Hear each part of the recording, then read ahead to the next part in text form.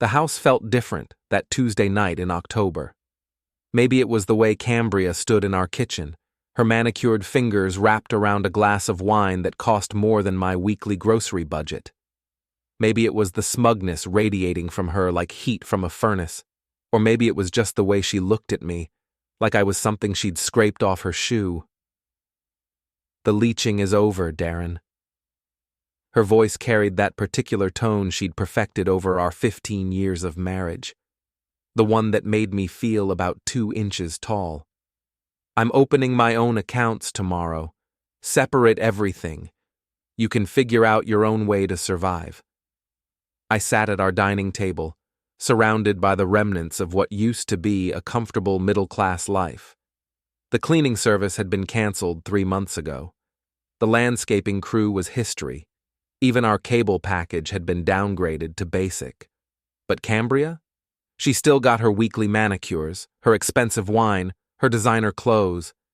She thinks she's the wolf, I thought, watching her pace around the kitchen like she owned the place. Which, technically, she did. Half of it anyway. She's not even the shepherd's dog. "Did you hear me?" Cambria snapped her fingers at me like I was some kind of pet. "I said the leeching is over. I heard you." I kept my voice level, calm. 22 years in industrial project management had taught me the value of staying cool under pressure. Even when the pressure was a 5'6" brunette with delusions of grandeur and a newly minted promotion to assistant branch manager at First National Bank. "Good." She drained her wine glass and set it down hard enough to make me wince. "Because tomorrow, everything changes. I'm done carrying you, Darren. Done pretending you're anything more than unresponsive burden." Unresponsive burden. That was rich, coming from someone whose idea of hard work was showing up to the office on time. But I didn't say that. Instead, I nodded and watched her storm upstairs to what used to be our bedroom, but had become her private sanctuary about 6 months ago. The house settled into silence around me. Our house, the one I'd bought with my severance package after the plant closed 2 years ago. The one I'd renovated with my own hands, turning it from a fixer-upper into something worthy of the neighborhood's homeowner association newsletter. The one that was now slowly falling apart because Cambria had decided maintenance was my responsibility, but the money was hers. I pulled out my phone and scrolled through my contacts until I found Orion Vanton's number. Orion was the branch manager at First National, Cambria's boss, and, though she didn't know it, an old friend from my college days. We'd reconnected a few months back when he'd called me about some industrial consulting work. Nothing had come of the job, but we'd kept in touch. The phone rang twice before his familiar voice answered. "Darren? Kind of late for a social call." "Hey, Orion, sorry about the time. Quick question. How's Cambria working out in her new position?" There was a pause, then a sigh. "Honestly, she's struggling. The promotion came with a title bump but no salary increase. She seemed to think it was a fast track to management, but it's really more of a lateral move with extra responsibilities." I felt a smile tug at the corner of my mouth. "Interesting. And how are her financial management skills?" Another pause. "Darren, I probably shouldn't be discussing employee details, but let's just say she's been asking a lot of questions about overdraft policies lately." "I see. Well, Orion, I have a favor to ask. Cambria's decided we should have separate finances. She's opening her own accounts tomorrow." "That's probably for the best, given her recent spending patterns." "Here's the thing," I said, settling back in my chair. "I want you to let her experience true independence. No safety nets. No friendly warnings about insufficient funds. Let her learn the hard way what it means to manage money without someone else picking up the slack." Orion was quiet for a long moment. "You know, Darren, that's not entirely unreasonable. Financial responsibility is an important life skill." "Exactly. And Orion, she's planning to host Sunday lunch for her parents this weekend. Should be interesting." After I hung up, I sat in the dark kitchen for a while, listening to the sounds of Cambria getting ready for bed upstairs. She was humming, actually humming, like she'd just won the lottery instead of signing up for financial disaster. Tomorrow would bring the first phase of her education. She'd march into the bank, open her shiny new accounts, and transfer her paycheck into her personal checking. She'd feel powerful, independent, free from the burden of supporting her unemployed husband. What she wouldn't realize, at least not right away, was that I'd been handling all the household finances for the past year. The mortgage, the utilities, the insurance payments, the property taxes, everything automatically deducted from our joint account, which she was about to abandon. I pulled out a notebook and started making a list. Car payment, $387 per month, automatically deducted on the 15th. Electric bill, averaging $230 this time of year, due on the 22nd. Water and sewer, $95, due on the 10th. Internet and phone, $180, due on the 5th. The list grew longer. Homeowner's insurance, $200 annually, due next month. Property taxes, $3,800, due in December. The monthly payment on her precious BMW, $540. By the time I finished, I was looking at nearly $4,000 in monthly obligations that Cambria had no idea existed. Her take-home pay, after taxes, and her generous contributions to her retirement account and health insurance was about $3,200. She was going to learn about financial independence the hard way. I closed the notebook and headed upstairs. Cambria was already asleep, sprawled across our king-size bed like she owned the whole thing, which, I supposed, she thought she did now. Tomorrow, the real education would begin. Before we dive deeper into this story, I have one small request. Please subscribe, drop a like, comment, and hit that hype button to boost this channel so more people can discover these incredible Reddit stories. The first signs of trouble appeared on Thursday morning. I was in the kitchen, making coffee and pretending to read the newspaper, when Cambria's phone started ringing. She answered it with her usual cheerful professional voice, but I could hear the tension creeping in as the conversation progressed. "What do you mean, insufficient funds?" Her voice pitched higher. "I just deposited my paycheck on Monday." I kept my eyes on the sports section, but my ears were tuned to every word. "That's impossible. Run it again." A pause. "What do you mean it was declined again?" By Friday, she was in full panic mode. The BMW payment had bounced, the electric company had sent a disconnect notice, her credit card had been declined at the grocery store, and she'd had to leave a cart full of expensive ingredients for Sunday's lunch sitting in the checkout lane. But Cambria was nothing if not stubborn. She'd invited her parents for their usual Sunday meal, and she was determined to prove that her newfound independence was working out perfectly. She'd borrowed money from her friend Martina, bought cheaper ingredients, and spent Saturday morning cleaning the house herself for the first time in months. I have to admit, I almost felt sorry for her. Almost. Sunday morning arrived with the crisp bite of late October. Fina and Brent Marin pulled into our driveway at exactly noon in their pristine Cadillac, just like they had every Sunday for the past 5 years. Fina emerged first, a sharp-featured woman in her 70s who'd never met a criticism she didn't like. Brent followed, silent and stoic, the kind of man who expressed disapproval through strategic grunts and meaningful looks. "Darren," Fina's voice could cut glass. "Why is the lawn looking so shabby? And what happened to those lovely flower beds?" "Good to see you too, Fina." I gave her my most diplomatic smile. Cambria's been handling the household budget lately. You'll have to ask her about the landscaping decisions. Brent grunted and looked around the yard with obvious disapproval. The grass hadn't been cut in 3 weeks, the flower beds were choked with weeds, and several of the outdoor light fixtures had burned out bulbs. Inside, things were worse. Cambria was in the kitchen, frantically trying to prepare a meal that was clearly beyond her current skill level. She'd attempted to make her mother's famous pot roast, but something had gone wrong. The smell wafting from the oven was more charcoal than beef. "Everything's under control," she called out, but her voice had that edge of hysteria that I recognized from her worst days at work. Fina pushed past me into the kitchen and stopped short. The counters were covered with dirty dishes, opened cans, and what looked like the remnants of several failed cooking attempts. Bills were scattered across the breakfast bar, red-stamped notices mixed in with grocery receipts and bank statements. Cambria Marie Maroon Halloway. Fina's voice dropped to that dangerous whisper that had terrorized Cambria since childhood. What is the meaning of this mess? It's fine, Mother. Just a little reorganization.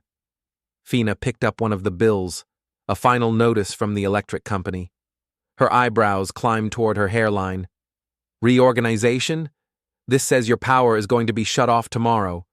That's a mistake, Cambria said quickly. I'll call them Monday and sort it out. Brent appeared in the kitchen doorway and surveyed the chaos. His grunt this time carried notes of disappointment, disgust, and resignation all rolled into one efficient sound.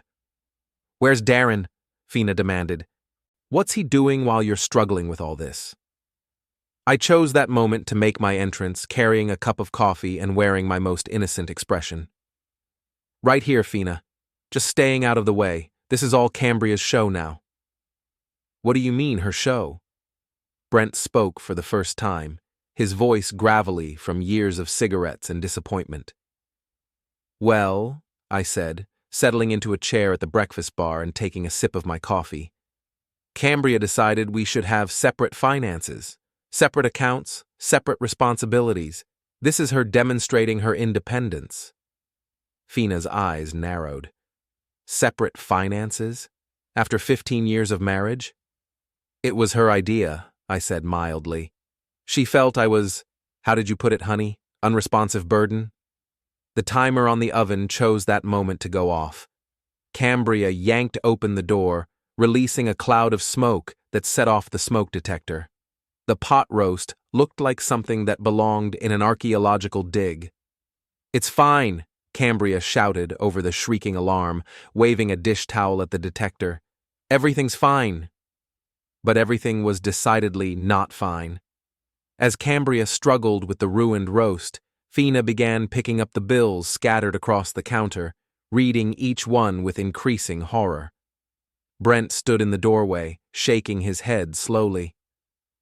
Cambria. Fina's voice was calm now. You owe over $3,000 in overdue bills. Your car payment bounced. The mortgage is late. What exactly have you been doing with your money? I'm handling it, Cambria's voice cracked. It's just a temporary cash flow issue. That's when our neighbor, Mrs. Patterson from next door, appeared at the kitchen window. She was holding up her phone, clearly recording the chaos inside our house. The smoke detector was still shrieking. Cambria was crying over the ruined roast. Fina was waving bills in the air like evidence in a court case, and Brent was making a sound that might have been laughter if it wasn't so grim. I waved at Mrs. Patterson and gave her a thumbs up. By evening, the video would be making the rounds on the neighborhood's social media groups.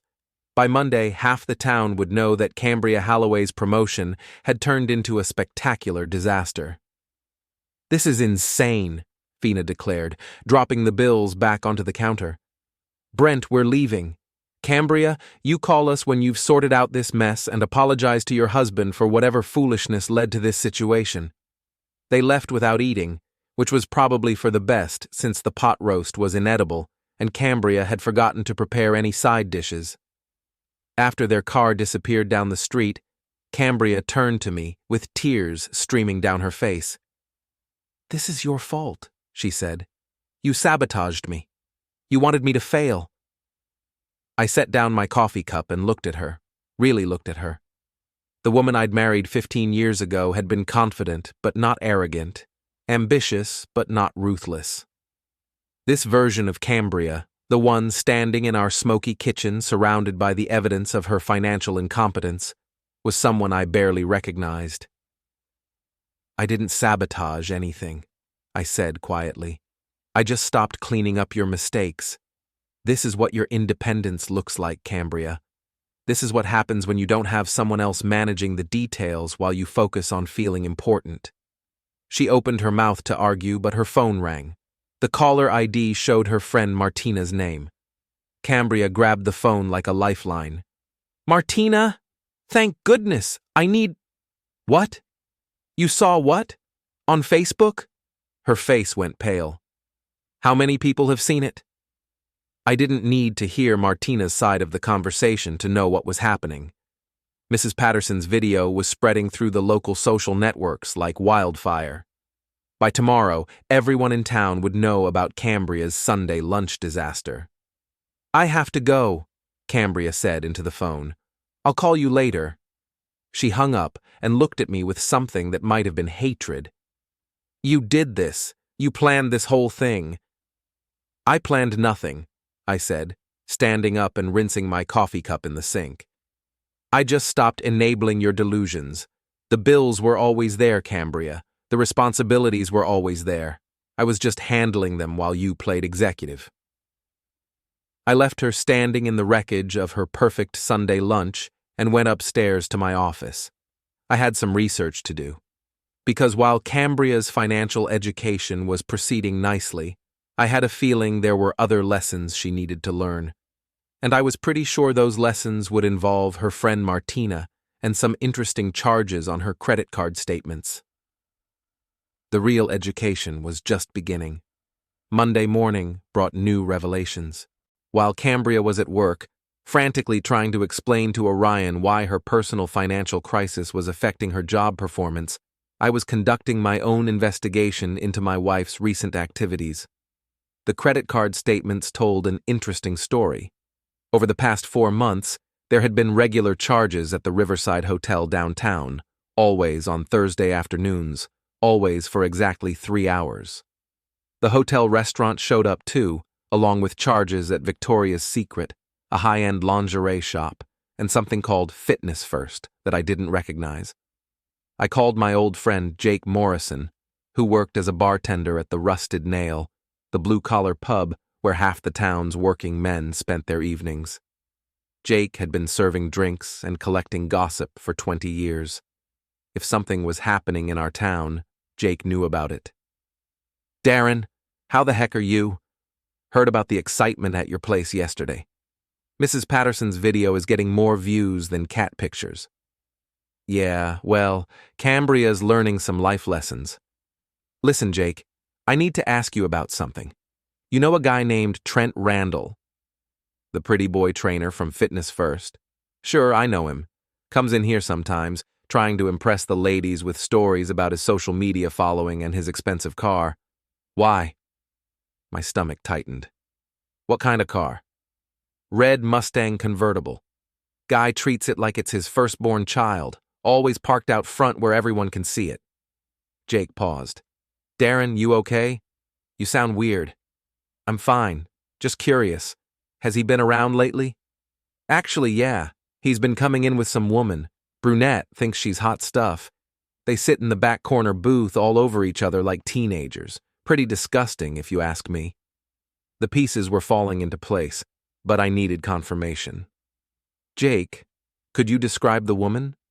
About 5'6", brown hair, always wearing expensive clothes that don't fit the Rusted Nail's atmosphere.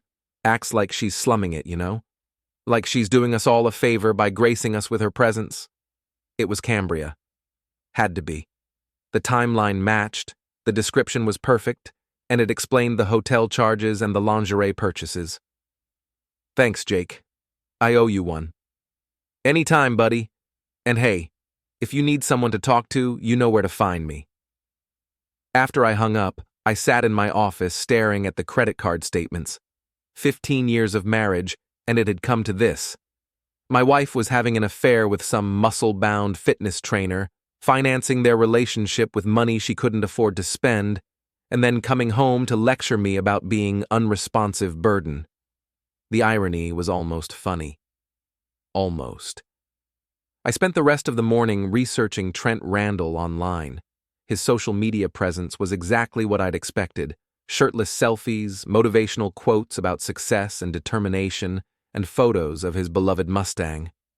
He had maybe 3,000 followers, mostly local women who left comments with way too many flame and heart emojis. But the interesting part was his business. Fitness First was struggling. His Google reviews were mediocre.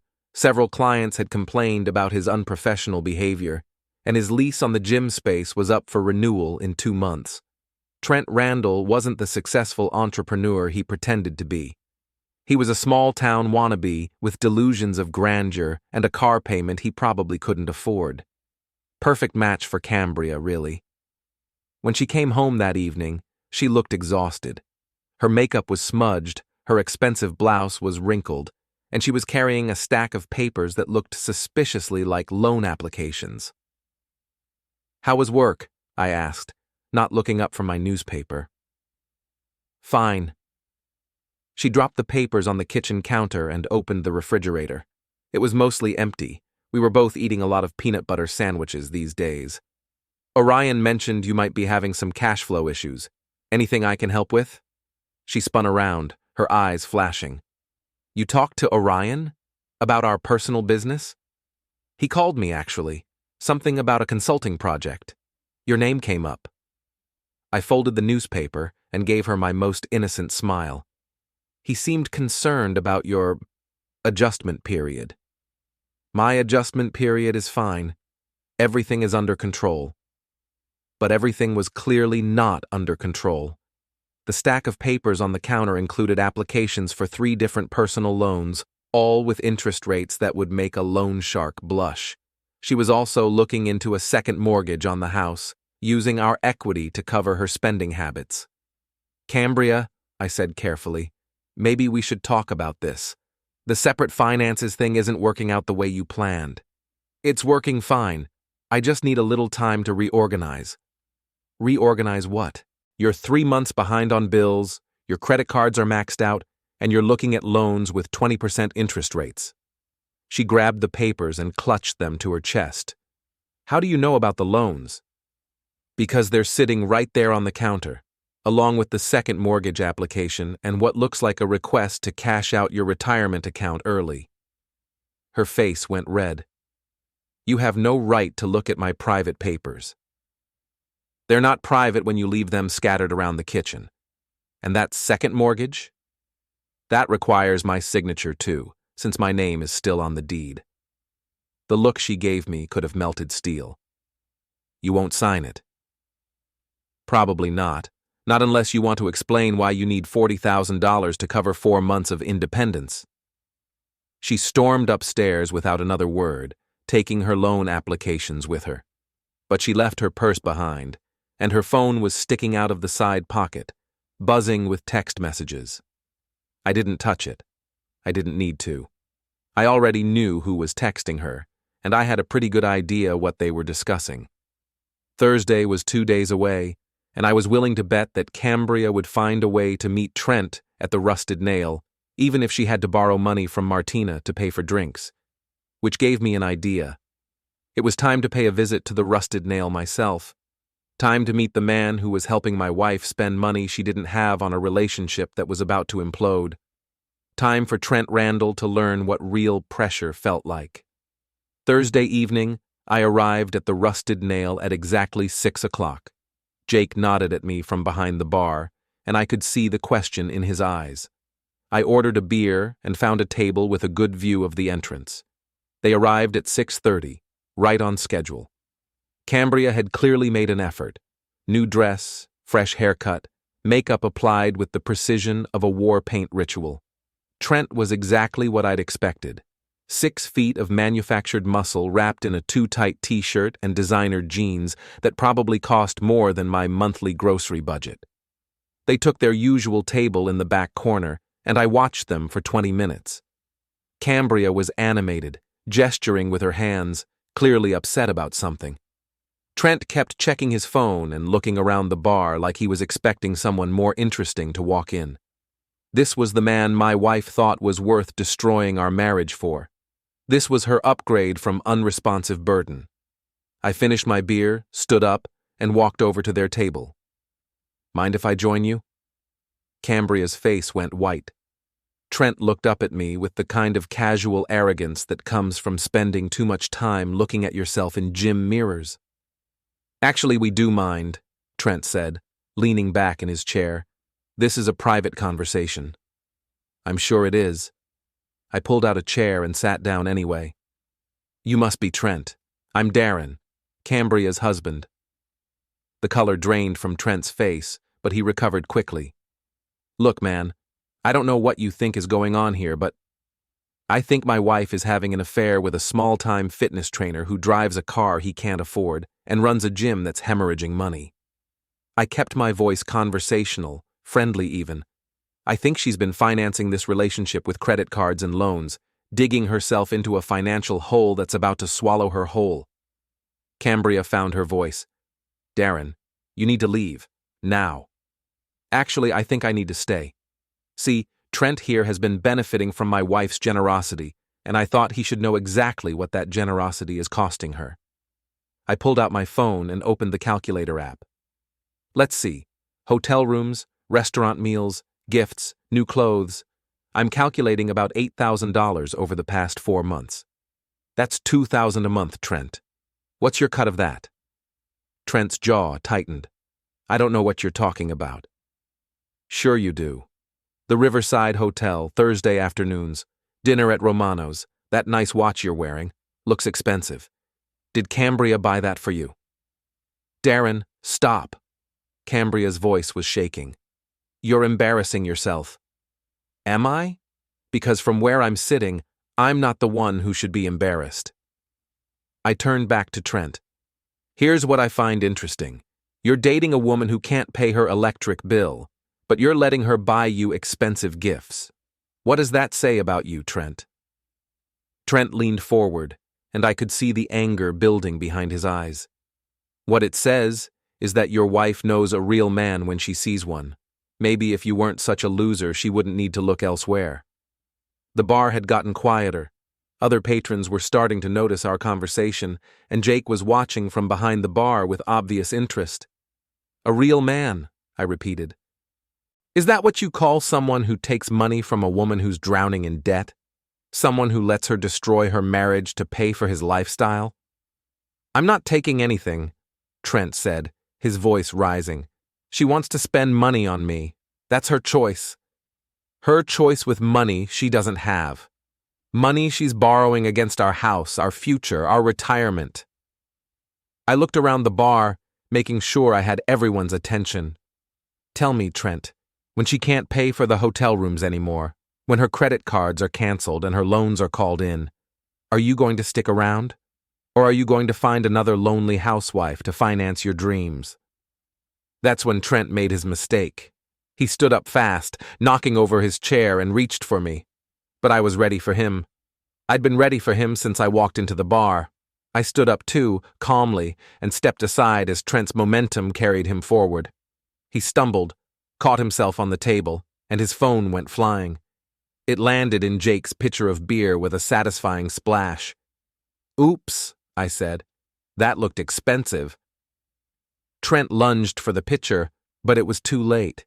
His phone was thoroughly soaked, the screen dark and lifeless. You piece of... He started toward me again, but Jake's voice cut through the tension. That's enough! Jake had come around from behind the bar, and he was holding a baseball bat. Trent, you need to calm down, or you need to leave. This jerk destroyed my phone. This jerk stepped out of the way when you tried to grab him, Jake corrected. Your phone took a swim because you lost your temper.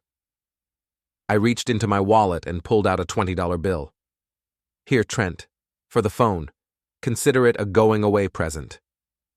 I set the money on the table and leaned closer to him, lowering my voice so only he could hear. Touch my life again, and you'll be drinking through a straw. That's not a threat. It's a promise.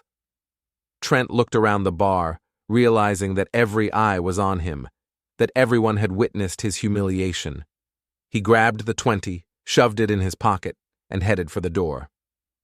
This isn't over, he called back. Yes, it is, I replied. Trust me on that. Cambria was still sitting at the table, her face buried in her hands. When she looked up, her makeup was smeared and her eyes were red. How could you do this to me? She whispered. I didn't do anything to you.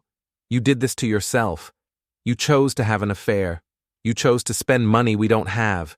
You chose to humiliate yourself with a man who just proved he's not worth the trouble. I started to walk away, but she grabbed my arm. Darren, please. We can fix this. We can work it out. I looked down at her hand on my arm, then back at her face. Can we? Because from where I'm standing, it looks like you made your choice months ago. That's when I heard the commotion outside. Through the window, I could see Trent standing next to his precious red Mustang, and he was not happy. Someone had scratched a message into the paint on the driver's side door. Home wrecker.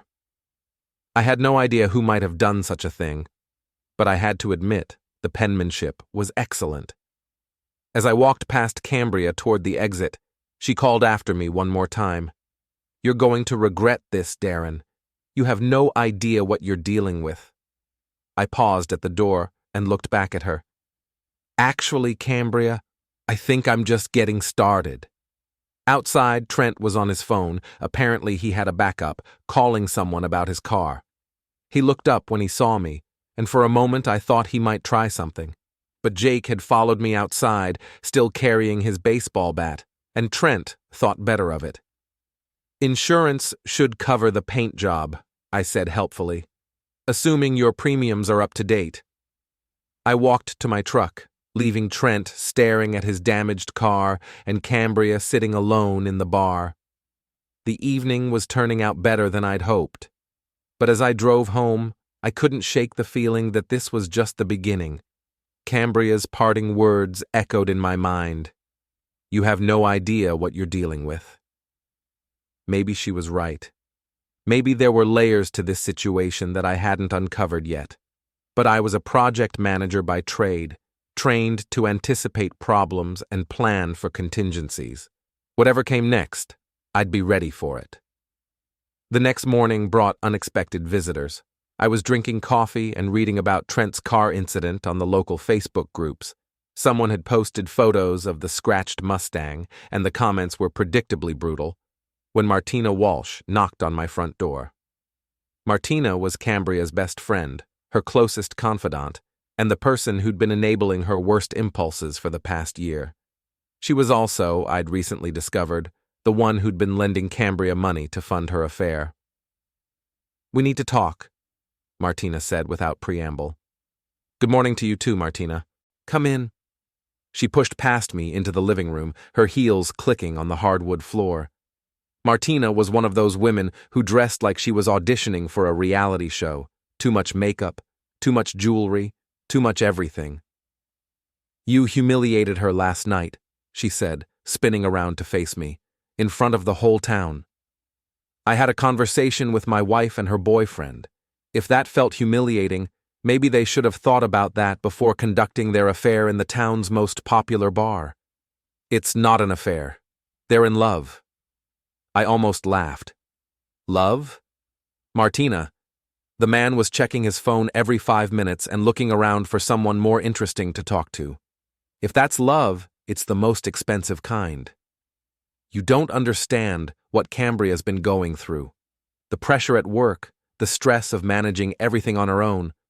Managing what on her own? She hasn't paid a bill in 4 months. She hasn't cooked a meal, cleaned the house, or handled any actual responsibility since her promotion. What exactly has she been managing? Martina's eyes narrowed. She's been managing her escape from you. That stopped me cold. Excuse me? Did you really think we didn't have a plan? That Cambria was just stumbling through this blindly? Martina smiled, and it wasn't a pleasant expression. We've been working on this for months, Darren. The separate accounts, the loans, the second mortgage application, it's all part of a bigger strategy. What strategy? Force you to sell the house, split the assets, leave you with nothing while Cambria starts fresh with Trent. She pulled out her phone and showed me a series of text messages. We've been documenting everything. Your refusal to contribute financially, your sabotage of her independence, your harassment of her friends. I read the messages, feeling a cold knot form in my stomach. They were all from Cambria, painting me as an abusive, controlling husband who was trying to destroy her newfound freedom. None of this is true, I said. Truth is relative. What matters is what a divorce lawyer will believe when he sees the evidence. The pieces were falling into place now. The deliberate financial chaos, the public affair, the escalating drama. It was all designed to make me look like the villain in their story. There's just one problem with your plan, Martina. What's that? You're assuming Trent is actually going to stick around for the long haul. But I did some research on your boyfriend's boyfriend. I pulled out my own phone and showed her Trent's social media profiles.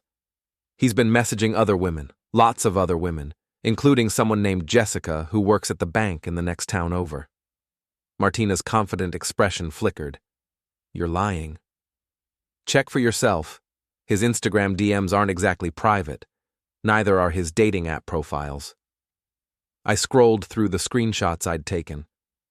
Looks like he's got quite a few lonely housewives on the hook.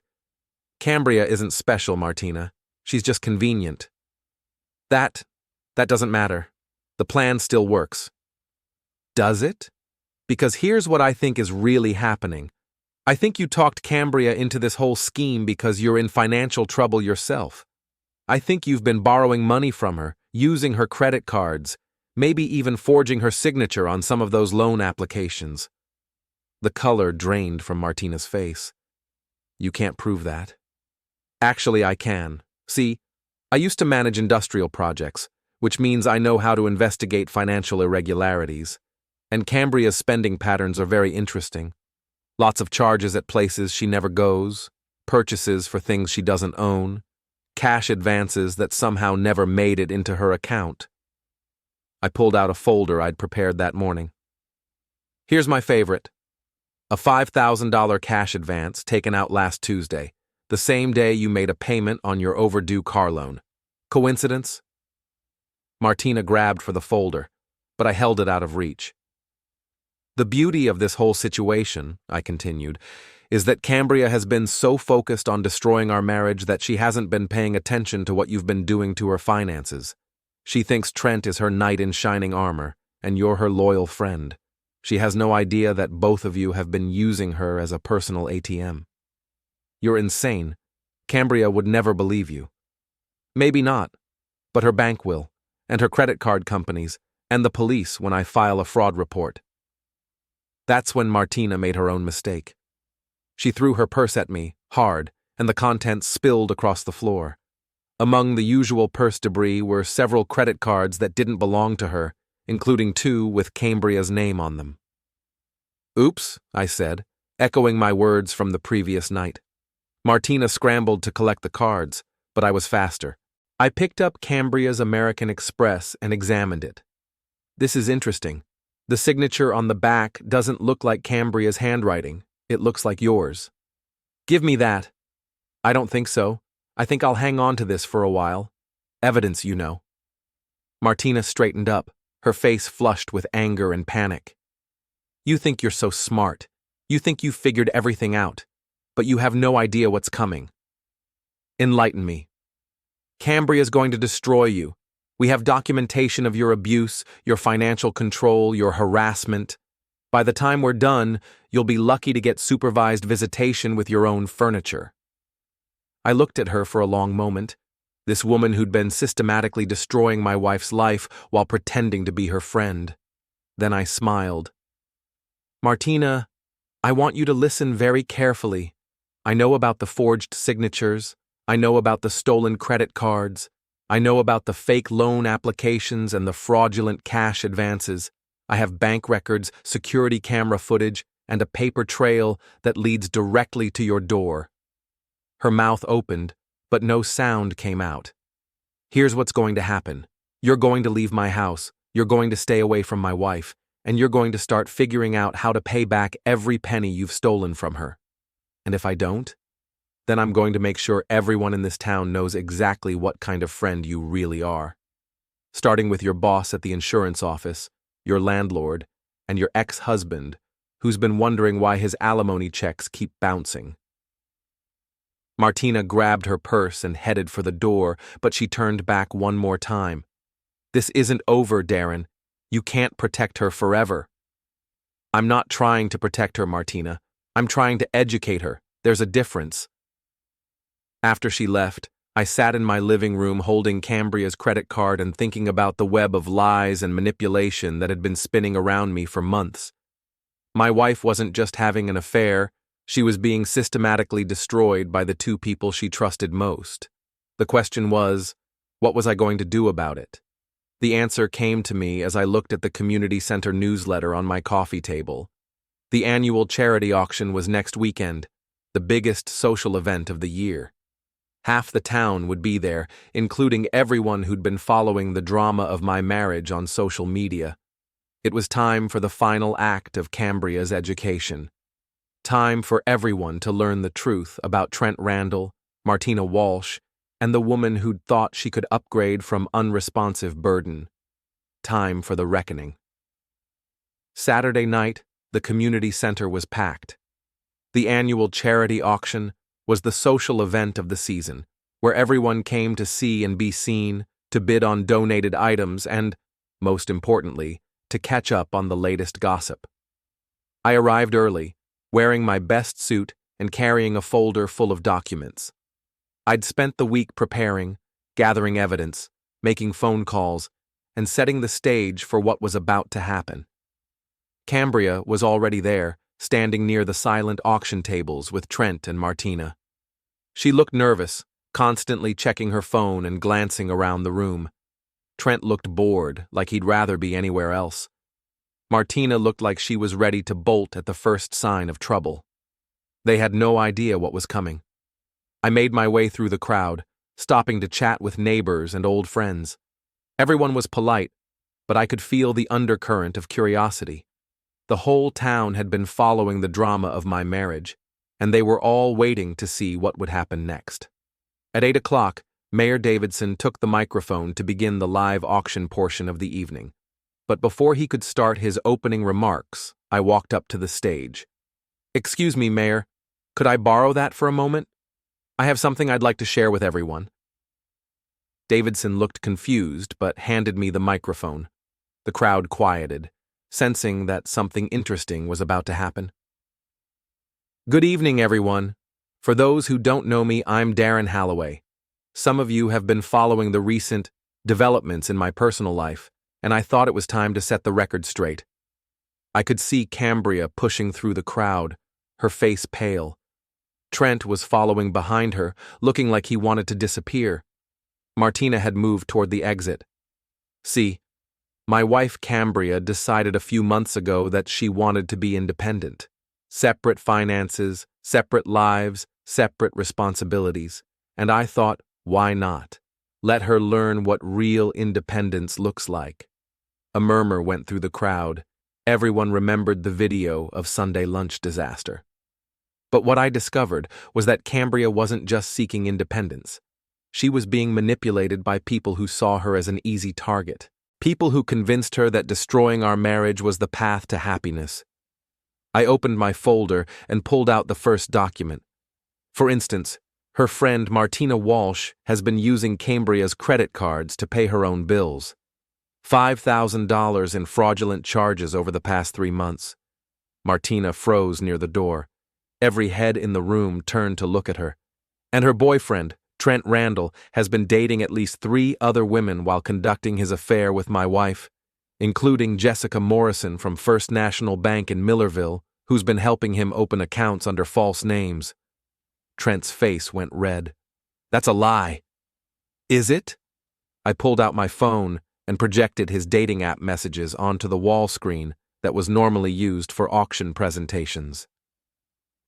"These are from last week, Trent.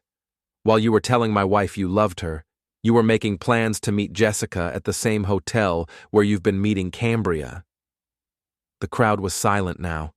Cambria had stopped moving, standing in the middle of the room like a statue. "But the really interesting part," I continued, "is that none of this was random. Martina has been planning this for months, using my wife's loneliness and ambition to manipulate her into a scheme that would leave Cambria bankrupt and isolated." I pulled out the final document, a printout of text messages between Martina and someone named Craig. These are messages between Martina and her ex-boyfriend Craig Hendricks, discussing how to take down that smug witch Cambria and get revenge for something that happened years ago. Apparently, Cambria got Martina fired from a job, and Martina's been planning payback ever since. The room erupted in gasps and whispers. Martina was backing toward the door, but several people had moved to block her exit. "So here's the truth," I said, my voice carrying clearly through the microphone. "My wife isn't a strong, independent woman who outgrew her marriage. She's a victim of an elaborate revenge scheme, orchestrated by someone she trusted and enabled by a man who saw her as nothing more than a source of easy money." Cambria finally found her voice. "Darren, stop. Please." "Why? Because it's embarrassing? Because it makes you look foolish?" I looked directly at her. "You called me unresponsive burden, Cambria. You said the leeching was over. But the only leeches in this story were the people you chose over your husband." That's when Trent made his move. He pushed through the crowd toward the stage, his face twisted with anger. "You think you're so smart, you pathetic loser? Your wife came to me because you're nothing. You're nobody." But he never made it to the stage. As he rushed forward, he didn't see the microphone cord stretched across his path. He tripped, stumbled, and crashed into the silent auction table, sending donated items flying everywhere. The crowd gasped as Trent went down hard, his hand connecting with the corner of a wooden display case. He rolled on the floor, clutching his wrist and moaning. "Someone call an ambulance," Mayor Davidson announced, "and maybe the police."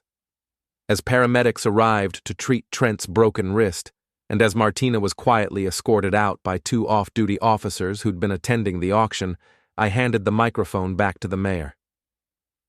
"Thank you for your time," I said to the crowd. "I hope everyone has a lovely evening." I walked off the stage and headed for the exit, but Cambria intercepted me near the door. "How could you do this to me?" she whispered, tears streaming down her face. "In front of everyone?" I stopped and looked at her. Really looked at her. The woman I'd married 15 years ago was still in there somewhere, buried under months of manipulation and bad decisions. "I didn't do this to you, Cambria. They did. I just made sure everyone could see the truth. What happens now?" "Now? Now you figure out how to clean up the mess you made. The bills are still overdue, the loans are still pending, and your credit is still destroyed. But at least now you know who your real enemies were." I started to walk away, but she grabbed my arm one more time. "Darren, wait. Can we try to fix this? Can we start over?" I looked down at her hand on my arm, then back at her face. For a moment I almost felt sorry for her. Almost. "The leeching is over, Cambria. Remember? You made that choice. Now you get to live with it." I gently removed her hand from my arm and walked out into the cool October night. Behind me, I could hear the buzz of conversation as the town processed what they'd just witnessed.